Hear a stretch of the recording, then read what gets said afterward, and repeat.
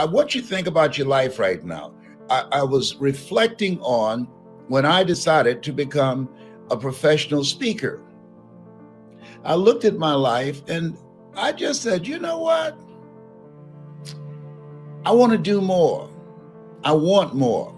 I want more for myself, my family, my mother, and I want to be in charge of my own destiny.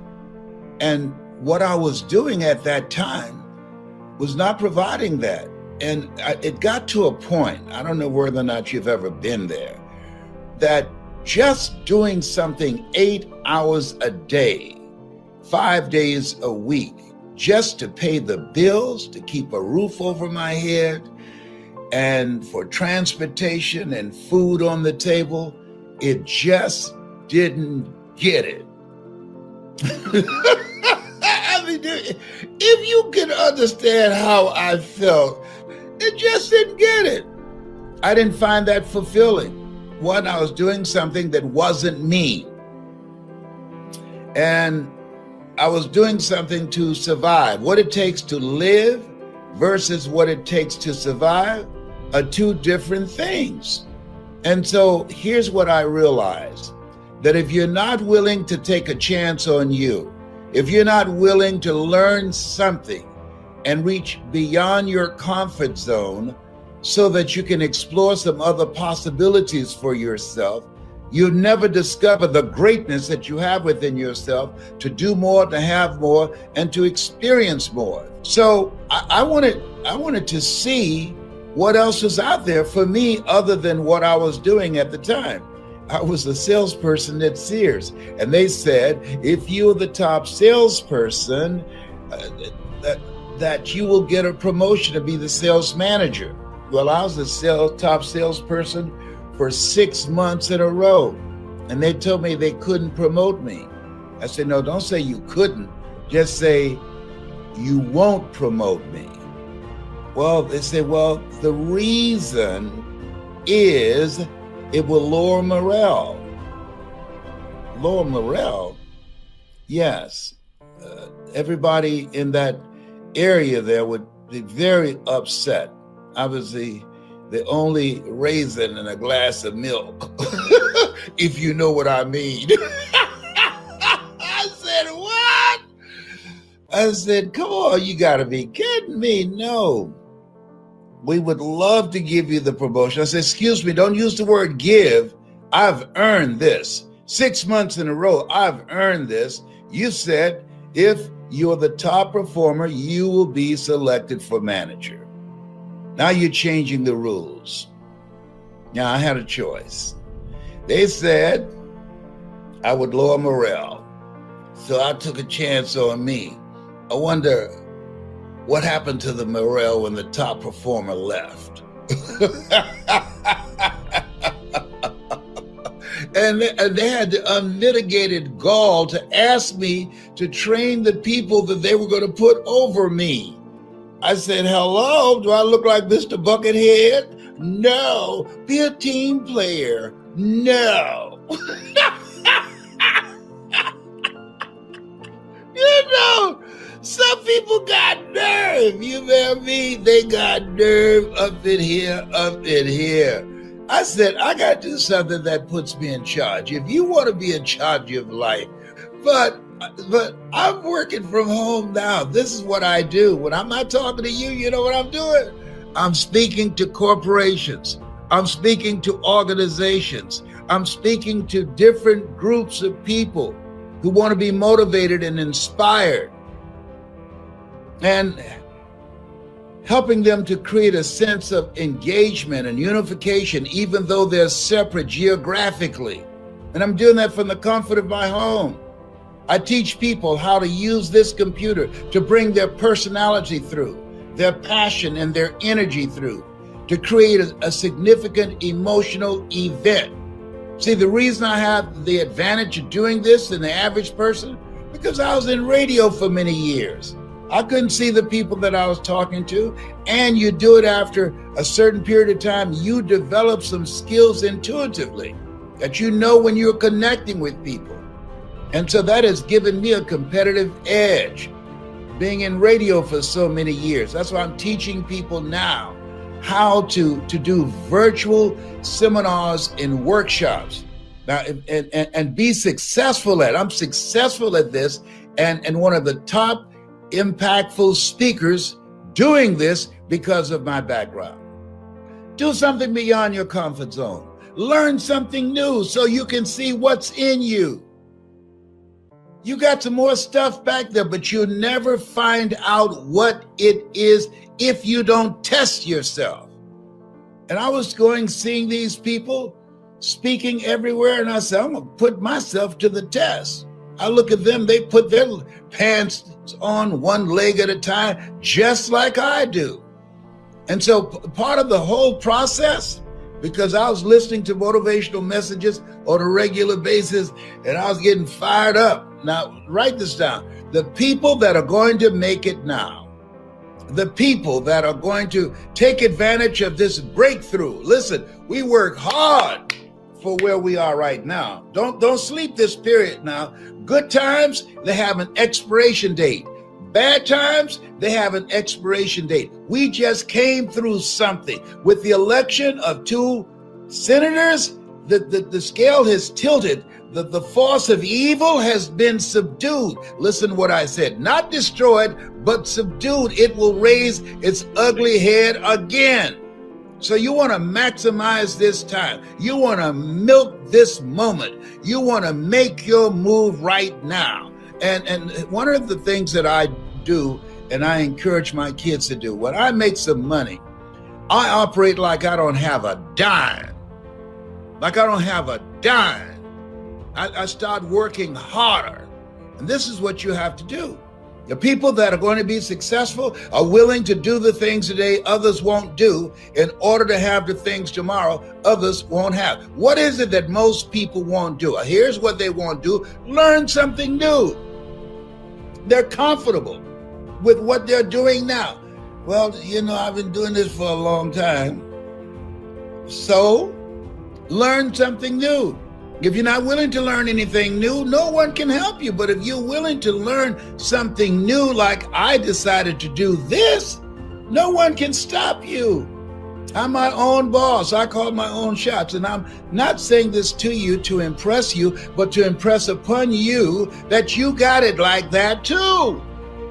And that's why I'll train you how to do that, how to use your voice, how to use your gift of gab, how to use your knowledge and your skills. People with knowledge and skills are working for corporations. You need to learn how to work for yourself from home virtually and control your own destiny. Be your own boss. That's what time it is. Here's something else. I discourage you. Don't do this if you're not hungry. Did you hear what I just said? Now, I just told you you ought to do this, right? And then right after that, come on, Les, what are you saying now? You're telling me don't do it if? Yes. If you're not hungry. If you're going to make it today, you got to be hungry. 47 million people are going to lose their jobs from artificial intelligence. Millions of people have lost their jobs because of coronavirus. You think you're the only one out here? No. It's a different market right now. It's different. There are people that are desperate, going through foreclosures and evictions, lost their jobs, lost their businesses. So the people that are going to come out on top, the people that will snatch victory from the jaws of defeat, they're hungry. When I came out here, I was hungry. I got 5 sons and 5 daughters and a mother that I want to take care of and buy a home for. You got to be hungry. People that are hungry are relentless. You got to get your hustle on. People that are hungry are the first ones there and the last ones to leave. Most people not hungry. Most people are conditioned to do just enough to keep from getting fired, working in an environment where they've been paid just enough to keep from quitting. It takes some time. to step out of that mental conditioning. People that are hungry, when I worked for WVKO, I was the program director. I was news director. I was manager of station operation. I did commercials. I did editorials. I did a talk show, The Voice of the People. Whole lot of stuff that they didn't pay me for. Why, Les? Because I wanted to learn. I wanted to make myself indispensable. That's why. That's why I did it. I wanted to make myself more valuable and increase my value for the operation. You have to have that kind of attitude about life. That are you increasing your value every day? If you were on the stock market, would you invest in you? Most people have to say no. Why? They're not reading anything. They're not learning anything new. They're operating within their comfort zone, and they're praying every day that they don't lose a job that they hate. That's what you call mixed emotions. See somebody you hate drive off a cliff in your car. You're glad they're gone, but not in your car. Oh, behave, hello, whatever.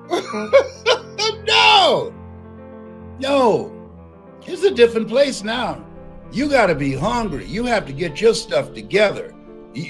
Average is over. The being average, doing just enough to get by, no. And when I talk to people, I can ask a certain question. I can tell the hungry ones and the ones who are slackers. And they're everywhere, the pigeons. See, today, employers are looking for eagles. You go outside right now and see some pigeons, but it's going to take a minute to see some eagles because they fly high. This is what time it is. And when you look at yourself, look at your goals, look at your dreams, this time demands that you get outside of your comfort zone. This time requires that you invest in you. That's what I was willing to do. The people that will be successful are willing to do the things today others won't do in order to have the things tomorrow others won't have. People who are not successful have large television screens, and people who are successful have large libraries. Hello? Oh, people who are hungry are willing to discipline themselves. They're willing to dedicate themselves to learn something different. See, anything can be mastered if you're willing to put in the time and put in the effort and focus yourself on learning how to do that to make yourself stand out. In the attention economy, this is the attention economy. You got to make yourself stand out. Yes, you just can't mosey through this time and think you're going to get some customers. So you have to think in terms of market takeaway. What value are you bringing that's superior to everybody else? You've got to operate out of the thinking of Henry David Thoreau. Do not go where the path may lead. Go where there's no path and leave a trail. You got to set a new standard. I got a message for you, and I want you to share it with others. Don't be selfish, because I want to talk to you about shifting your focus and managing your mind and the thoughts that you have. Because when we wake up in the morning, advertisers are competing for the real estate of our minds. And what we have to do is begin to be proactive in programming ourselves rather than allowing ourselves to be programmed by the world. That's why we're told, be ye not conformed to this world, be ye transformed by the renewing of your mind. If you agree with me, I want you to put yes in the comment section. Just put yes. Make a brother feel good. and something else. See, there are things that's going to happen just beyond our reach. And it's important that you be okay with that. That's God's business. You do what you can do, handling your business and those things that you can handle, and those things that's beyond you, you have to let go or be dragged. Because there's a lot of stuff. This thing called life where we are, we've never been here before. I feel like Mother Teresa, she said, Lord, I know you know how much I can bear. I just wish you didn't have so much confidence in me.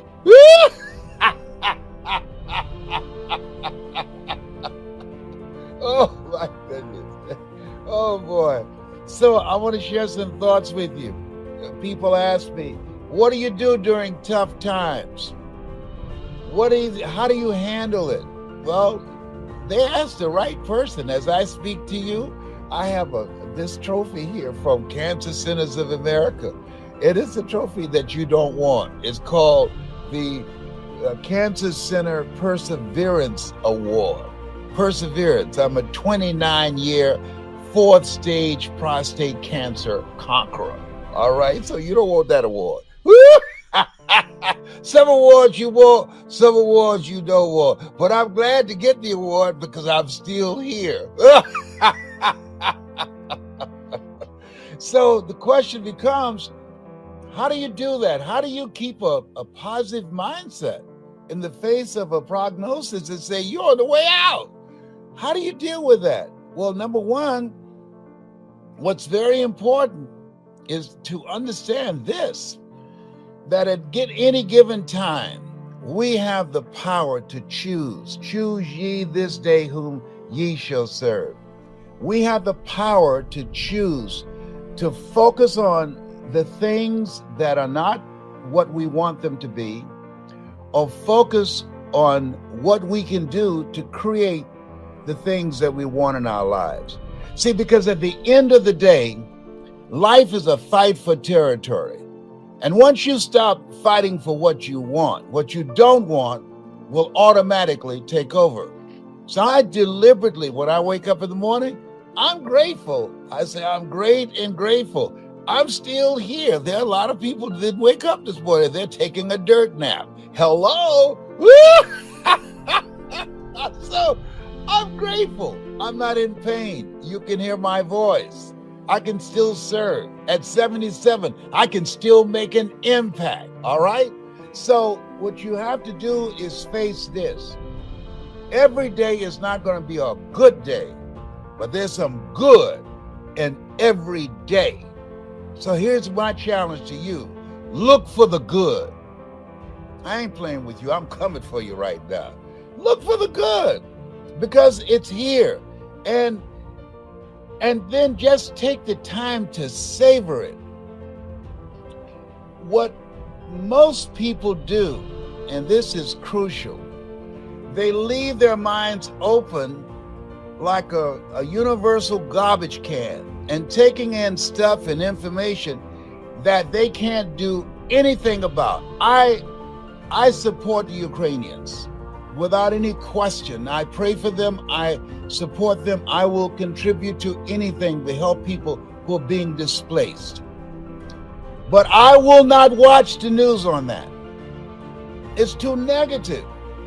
I'm not going to inundate my mind with stuff that does not build me up. You remember that song, Don't Let Nobody Bring Me No Bad News? If you can identify with what I'm saying up in here. My brother, I was talking to him the other day, my twin brother, and I can hear him cranking up to give me some bad news. I said, hold just a minute. I paused for a minute. I said, you know what? I'm going to circle back with you. And so he thought I hung up, and I heard him say in the background, he's not going to call me back. He's right. No,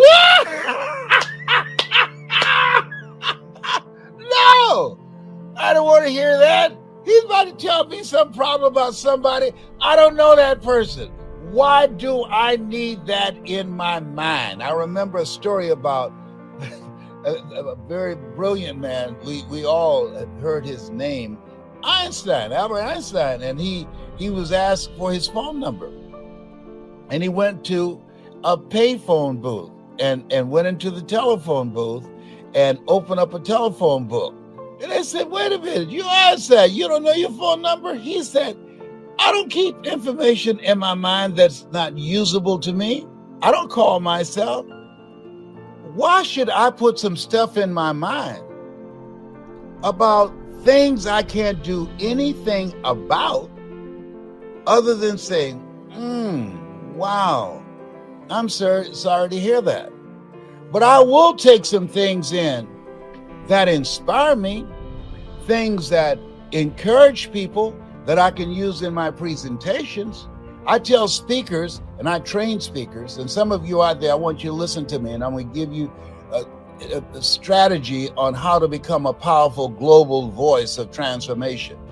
You got to be a good listener. I listen for stories that encourage, that motivate, that inspire. There's a story in the internet of a little 8-year-old Ukrainian girl who went up to a soldier who had all of his gear and his rifle and everything he needs to kill somebody. And this little girl, unarmed, but all she had was her fist, and she went up and she punched him. Now, of course, she didn't cause any damage, but she was striking a blow for give me liberty or give me death. I know you can kill me. I know you don't value my life. I know y'all just blew up a hospital with children in there. I know that, but we're fighting for our freedom here. And all I got is this right here, and I'm gonna come up there, I'm gonna punch you with everything I got. Now that's inspiring. I want to hear those kind of stories. Tell me stories that I can share, that can lift people's spirits, that can encourage people. Because see, at the end of the day, we don't know how strong we are until we have to be strong. You don't know enough about yourself to be a wimp. Greater is he that's in you than he that's in the world. You are more than a conqueror.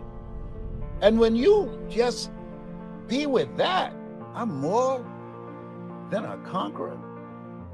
I'm made in the likeness and image of God. It doesn't get any better than that. I've been given authority and dominion over everything on the face of the earth. These are not just words to be read, but to be lived from. People say, practice what you preach. No, preach what you practice. Sometimes you have to get an attitude with yourself and begin to realize we're more blessed than we give ourselves credit for being, and we must focus on that.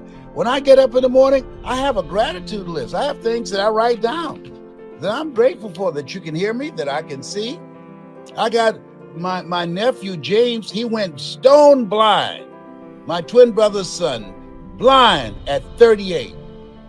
I'm grateful that I have the ability to see and to hear, and that I can pick up my body weight. There was a period of time I was being rolled around in a wheelchair because of sciatica pain and the pain from the little C, cancer. So there's going to always be some stuff. Viktor Frankl, he talks about it in Man's Search for Meaning. He said, you either in a problem, or you just left one, or you headed toward one. Therefore, take unto you the whole armor of God. What is that armor? Faith. And faith not tested can't be trusted. Perseverance. You're going to go through some stuff. Lady, she had a car accident and her neck was broken. She said, my neck was broken, but my neck didn't break me. Although she's a quadriplegic, she's still living a productive life. She's not somewhere feeling sorry for herself. The other thing is, you got to watch who you talk to. I have a friend named Ed Foreman who just passed a few weeks ago. And it's the first seminar that I went to. Ed had something that he did, and at first I didn't get it. Ed will never ask you, how you doing? I said, Ed, why don't you ask how people are feeling? He said, because they might tell you. He said, no. He said, I just tell him, you're doing great. You look better this time than the last time I saw you. He said, I compliment him. I find something good to say because people want to tell somebody about what they're dealing with, but you want to call forth those things that be not as though they were. Do you believe that? Are you down with that? Do you understand what I'm sharing with you right now? It's a part of what we have been told, and it's something that we don't want to just hear it, but to live from that place, to stand in that place of power. I believe that we're here for a reason. And all this stuff that's happening, that God is in the midst of it. But therefore, take unto you the whole armor that we've got to stand up inside ourselves and face it head on, called life. And sometimes I have to get an attitude with myself because sometimes things get to me. Got a son who's bipolar schizophrenic. And I had to realize, hey, that's his trip. He doesn't want to take his medication. He's 38 years old. That's beyond me. That's him and God. They got to work that thing out. I'm not going to stress myself out about some stuff that I can't control. Lord, grant me the serenity to accept the things that I cannot control, courage to change the things that I can, and the wisdom to know the difference. See, it's easy to say those nice little words when you don't have any pain in your body and your bills are paid, and you're not facing foreclosure, or your relationship is working out fine and your children act like they have good sense. It's easy to say those things.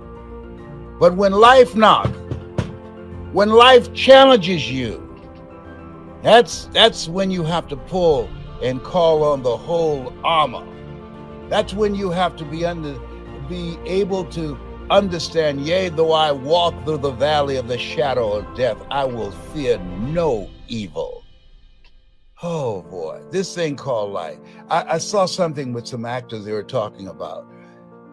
Had they learned when they were younger that whatever you're going through right now, if it's bad, if it's painful, if it's tragic, guess what? This too shall pass. And whatever you're going through right now, if it's a celebration, you're happy, you are joyful, things are going great, you feel good in your body, you're physically capable to doing whatever you want to do, your relationship is working out fine, this too shall pass. What do you mean? Life is a roller coaster. Sometimes you're up, sometimes you're down. Sometimes things go well, sometimes they don't go so well. And we have the power to be an observer and not buy into it and decide, wait a minute, I'm going to find some good in this. I'm going to wrestle with this angel until I find my blessing up in here. Life is a fight for territory. And once you stop fighting for what you want, peace of mind, for your relationship, for your health, once you stop fighting for what you want, a good night's sleep, a relationship that's where you love each other and care about each other and got each other's back. Once you are unwilling to fight for what you want, what you don't want will automatically take over. I ain't playing with you. I'm telling you what I know. You have something special. And even if you don't believe me, I don't care. I'm going to say it until I get through to you. Why? Because that's my mission. I believe live your life the way you want to leave your life. And that's what I'm doing. My goal is to leave my life inspiring you, encouraging you, lifting spirits, reminding you of the greatness that you have in you, reminding you that you are a treasure, you are a masterpiece because you're a piece of the master. Oh, behave. Hello. So having said those words, I want you to know, Tyrone and I, my little squirrel friend, you have something special. You have greatness in you. This conversation is about developing your superpower. In the beginning was the word. See, our parents give us our bodies and our facial features and our physical features, but God give us our voice. In the beginning was the word, and the word was God and dwelt among men. Our voice. Death and life is in the tongue. Most people speak more death than they do life. Our voice, thou shalt decree a thing and it shall be established unto you. Oh, come on now. Come on. Our voice.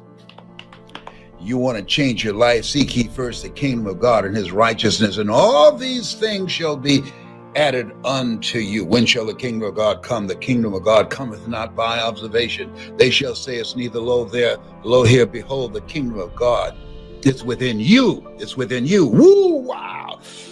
Our voice, the kingdom is voice activated.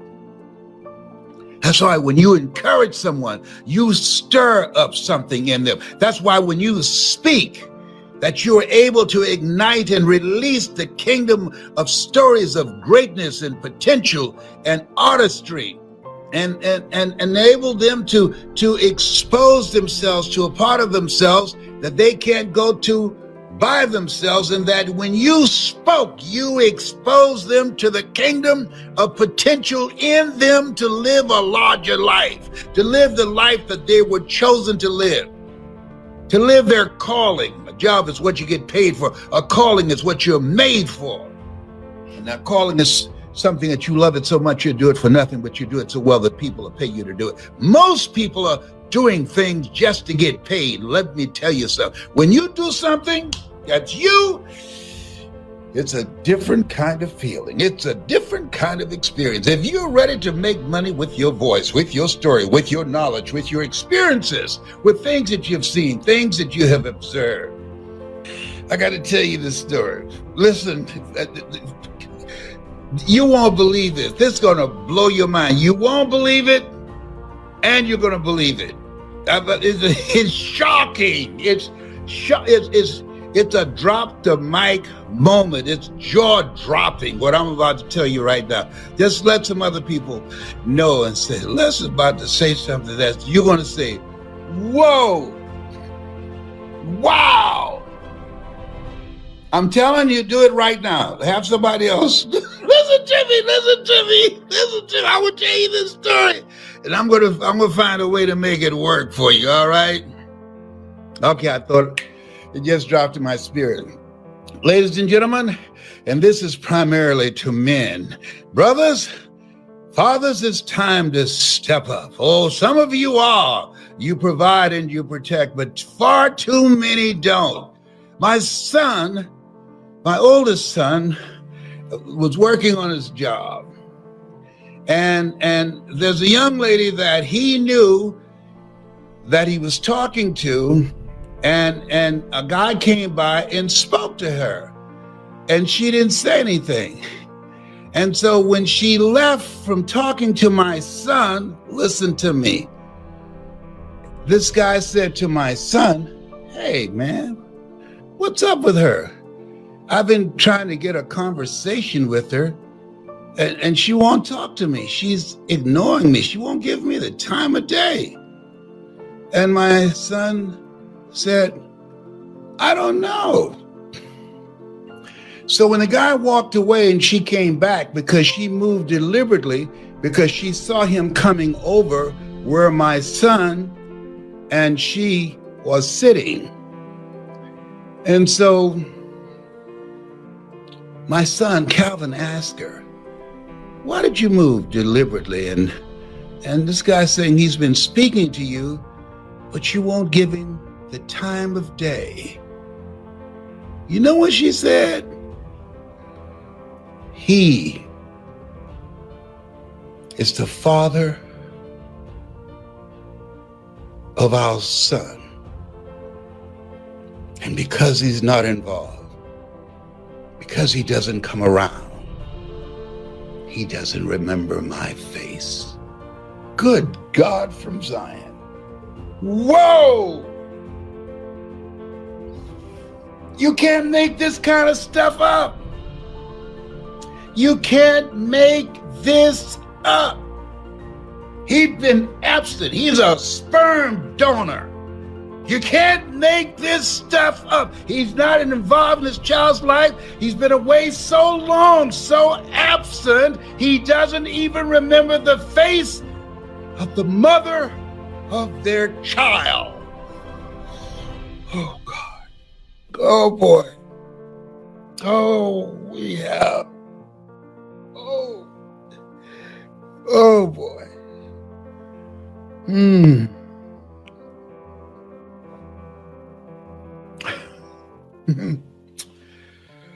You can't make that up. That's heavy. Yes. Drop the mic.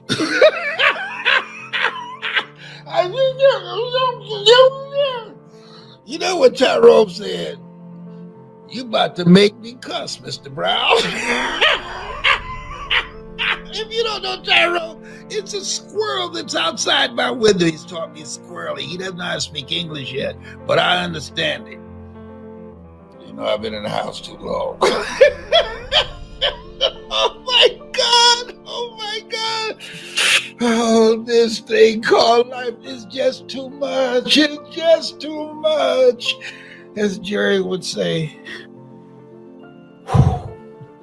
See, part of being able to change what's looking back at you in the mirror is being around the right people. That's major.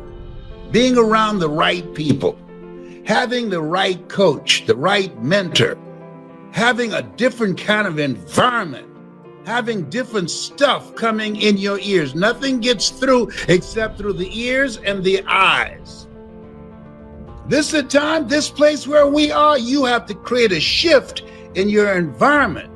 You want to create an environment deliberately that sets you up to win.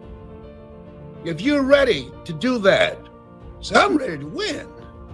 If you're hungry, see, the reason that I put in the work to change that guy that was looking back at me in the mirror, I was hungry to win. I was a father, a husband, I had car note and mortgage note. I was hungry to know the best part of myself that I did not see yet, and I was willing to invest in me to make that happen. I didn't have the money to do it, but I couldn't afford not to do it. See, sometimes when it comes to you, you got to become a no matter what person. That whatever it takes, that you're willing to do it. And part of that is to sacrifice. But when you start talking about how do I leave a legacy? How do I create a presence that when I die, that there will still be conversations beyond 2 weeks after I'm gone? A friend of mine died and somebody asked, hey, well, I haven't seen Marvin for a few days. Oh, Marvin's dead. He's dead. Yeah. How long he's been dead? Oh, man, about 6 months? Are you kidding me? I didn't know. You know why I didn't know? Because Marvin's life was so inconsequential. His presence was not missed. Now, most people, when they die, their presence will not be missed. But there's certain people, when they go, the word will go out. The word will go. John Lewis, oh, the word went out. Elijah Cumming, the word went out. These are bad brothers up in here. Aunt Boo Boo, Cicely Tyson, that's what we call her, Aunt Boo Boo. Cicely Tyson, when she took her last breath, the word went out. Her presence was felt. She made an impact. Those brothers made an impact with their lives. We're here to make a difference. Make an impact. If you're ready to make an impact, if you're ready to learn how to do that, to be around the right people, to be in a community of people that will introduce you to a part of yourself that you can't discover by yourself. If you're hungry, you gotta be hungry. And this place where we are right now, you want to make it? Some stuff's about to happen. The bottom's about to drop out. With 47 million jobs being taken over by artificial intelligence. I saw online the other day, they had a robot jumping rope. I'm not making this up. A robot jumping rope, making salads, pouring drinks. Excuse me? I'm not making this up. This is the time you have to reinvent yourself to stay ahead of technology. This is the time you want to give yourself a competitive edge, because that's what you have to do. If you're around people who are on the same level that you are, who have not done what you've done, that you can't learn from, if you're around people who don't lift your spirit, people who don't inspire you, people who don't hold you accountable, people who don't challenge you, people that you can't learn by, you earn within $2,000 to $3,000 of your closest friends. You around me, you learn how to earn $70,000 an hour or more. Why? Because of the relationship. People rub off on you. Sidney Poitier, I love to talk about him in the book called The Measure of a Man. When you go for a walk with somebody, something happens. Either they adjust to your pace or you adjust to their pace. Whose pace have you adjusted to? And most of us have been adjusting to the pace of people below us, people who have no goals, people who have no dreams, people who are doing the same thing day in and day out.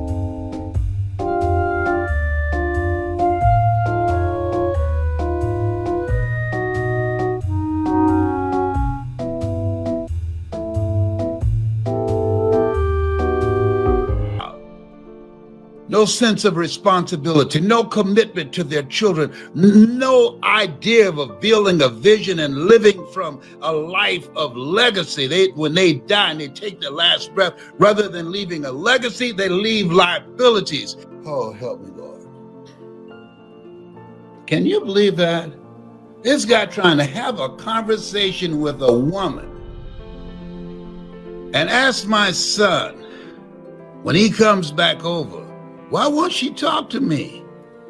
What's up with her? She's stuck up for something?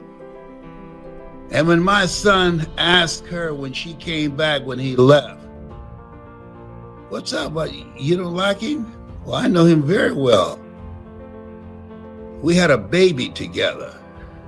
And because he doesn't come around, because he never came back once I called him and said, I'm pregnant, he doesn't even remember how I look.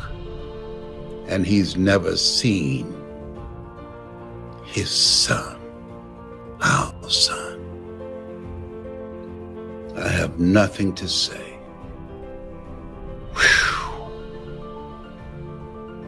As my mother would say, do Jesus. That's what baby Brown would say. The message we're going to give you today, it affects everybody, because we're going to be talking about something that's very important in pursuit of your goals and dreams. Very important when it comes to developing yourself, your talents, your abilities, your skills. Because one of the things I'm going to be talking about, I think, is one of the things that people don't spend enough time on. They talk about time management. You can't manage time. Everybody is 24 hours. What's most important is managing yourself, what you do with your time. People ask me all the time, how do you know so many quotes? I say, I take the time to memorize them. Hello, you think? I put the work in. I use my time differently than other speakers, other trainers, other life coaches. So I want you to think about what it is that you're doing with your time today. And you know what? If you look at it, if you really look at it, all of us are basically the same. The only difference is how you use your time. I know people who have a lot of talent in specific areas, and the difference between them and other people is the time that they put in. Listen to me. As you look at yourself, look at where you are right now in your life, the people that are going to come out on top, the people that are going to make an impact, the people that are going to achieve their goals are the people who are mindful on how they use their time. And one of the things that you have to do is practice. You have to practice being mindful and asking yourself, is this the most productive use of my time? While my friends were having a good time, while my friends were partying, and I love to party, but I spent more time working on developing myself and my skills. I spent more time with my coach, Mike Williams, who wrote the book, The Road to Your Best Stuff, than I did with my friends. Why? I like my friends, but they weren't going to pay my bills. But the things that I was going to learn from Mike as a coach, as a trainer, I could generate a lot of money, and it allowed me to be able to walk away from my job. Write this down. If you use your time correctly, you'll be able to generate walk away money. If you use your time correctly, you'll be able to generate walk away money. The average person, time is no big deal to them. How many of you know people like that? Look at it. I mean, come on now, just be honest. Even if it's you, just blink your eyes. I see you. That you know people have a lot of talent, a lot of abilities, a lot of things going for them, but they're not using their time appropriately. You don't manage time, you have to manage yourself.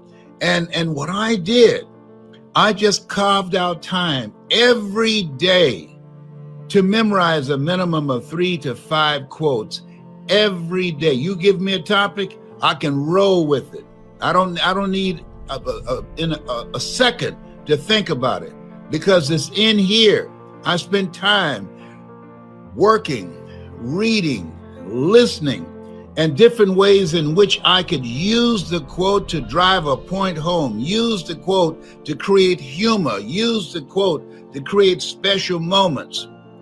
And if you're serious, and everybody right now, everybody listening to me right now, you listening to me right now, you want to become a great presenter. In order to become a great presenter, in order to develop presentation power, you have to develop your power voice. How do you do that? You invest the effort and the time.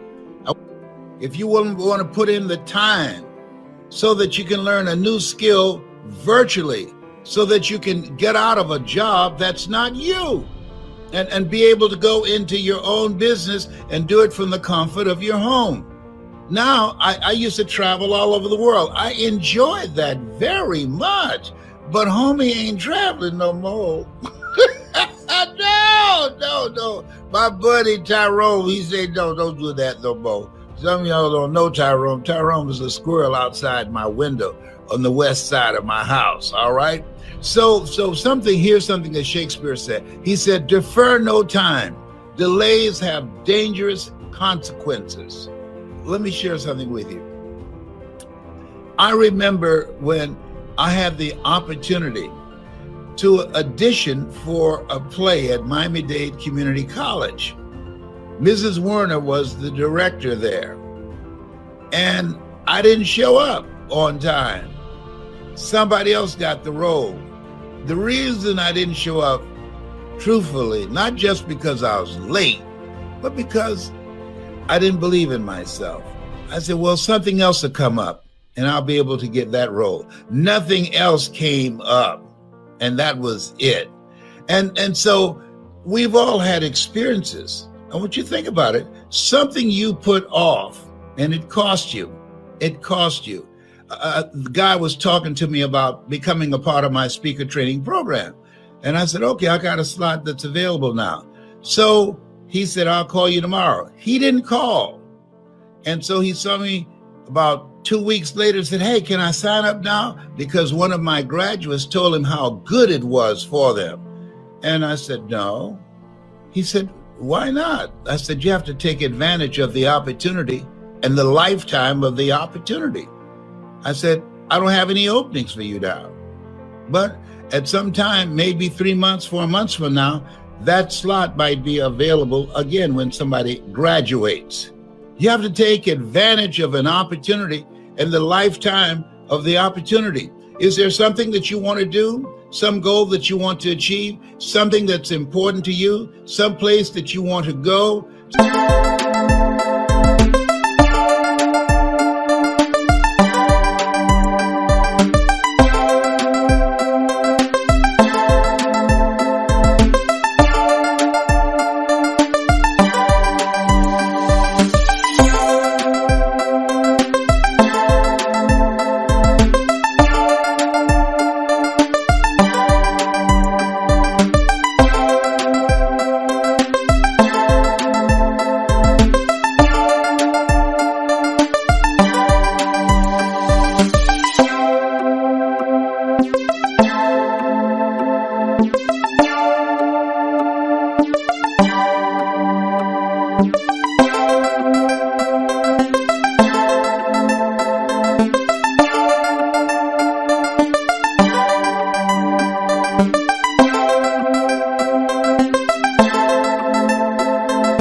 Something that's important that as you look at it and think about it and said, I'd like to do this. One day I'm gonna. No. You don't know. You don't know. Don't operate with it. One day I'm gonna. I remember being with my best friend, Boo. He's since passed. And we were in Nassau, Bahamas.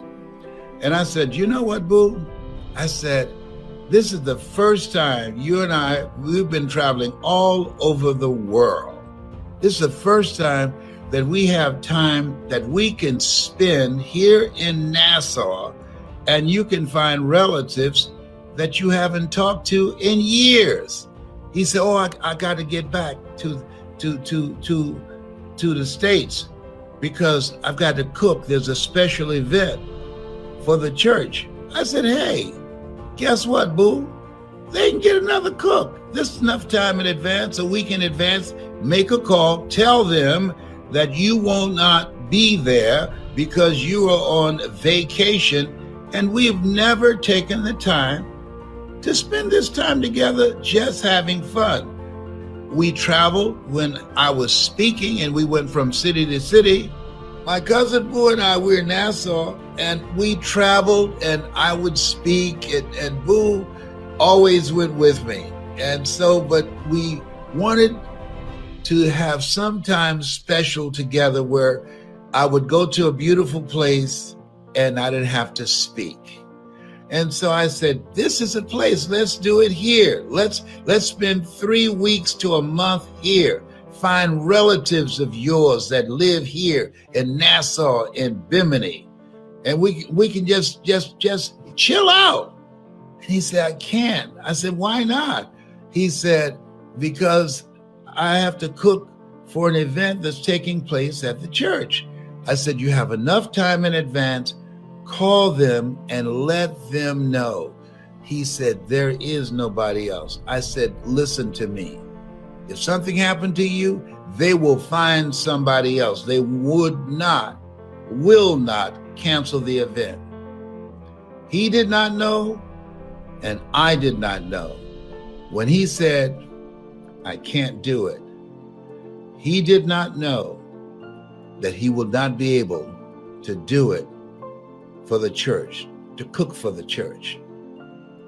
He died a few days after we got back, and they got another cook. They got another cook. Sometimes we think that we're irreplaceable. We're not. Somebody's waiting. When you have a goal, a dream, or something that you want to do, if you don't do it, somebody else will step in. Trust me, nobody's irreplaceable. Somebody will step in like they stepped in for my cousin Boo, and they cooked. And that's all I was thinking about as I sat there in the front row looking at him in the casket, because he always gave of himself, but we never took time to give to ourselves. And so that moment that we had was the last that we had the opportunity to spend 3 weeks together without my speaking. We never did. There's a quote. Miles Davis says, time is not the main thing. Time is the only thing. And he's absolutely right. So I want to ask you, how are you spending your time? How much are you putting in and focusing on the things that bring you joy, the things that make you smile, the things that make you feel good and laugh? How much time and energy are you focused on spending time with people that you love? You know, in order to live a life of no regrets, this lady, she worked for hospice, and she wrote this book, and it was about living a life of no regrets. And she said people who were dying, that what they regretted was not things dealing with how much money they made in their business, but how little time they spent with people that meant a lot to them, that if they had their lives to live over again, they would spend their time with certain people. At the end of my conversation with you, I'm encouraging you to make a list of some people that you need to deepen your relationship, or somebody that you need to write a letter to and say, hey, I love you, and I just want to thank you for what you've meant to me. I didn't say text them. No, that's impersonal. No, just people don't get letters anymore. I used to remember you would go to the drugstore, you get a little tablet, you get your pens and everything. You would text, all right? No, when you write a letter, that's personal. You take the time to do that. I sent out some letters to some friends the other day, and they called me and say, hey, thank you very much. It meant a lot to me, because I put the time in to do it, to think about it. And I just get a card saying all the words that I wanted to say. I said it in my own voice. So I'm encouraging you, one, think about some people who you care about and who care about you, and it meant something to you at some point in time, and you would just like to do something kind by writing them a letter, by taking the time to let them know that you were thinking about them. How are you using your time? If there's something that you want to do in your life that you've been thinking about for a long time, carve out the time to do it. Stop putting it off. There's another quote, and I love quotes. You know I love them. Here's what I love. And this one says, sometimes you never know the value of a moment until it becomes a memory. Sometimes you don't know the value of a moment until it becomes a memory. I was talking to two friends of mine, and they knew Dr. Howard Thurman when they were younger. Now, some of you know Dr. Howard Thurman. Most people don't. He was a mentor to Dr. Martin Luther King Jr.